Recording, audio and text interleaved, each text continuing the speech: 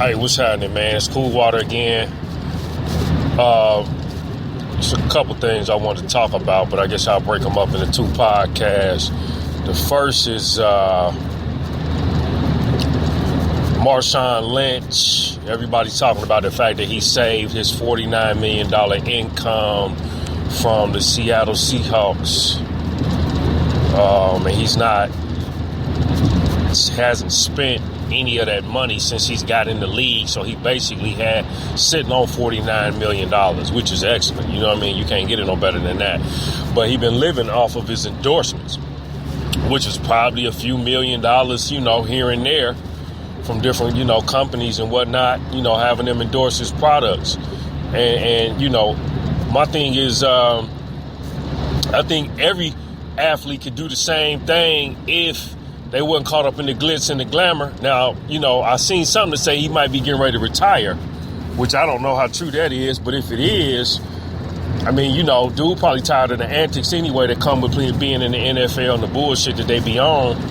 And, he said for life, $2-3 million in investments, and that money going to capitalize, he good to go. He ain't got to worry about nothing else.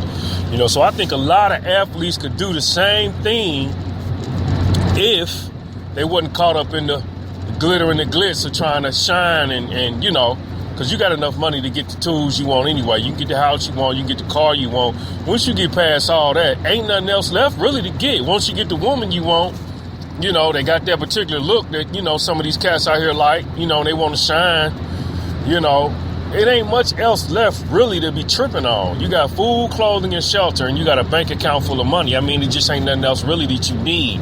So dude sound like he pretty much grounded. He sound like he's smart.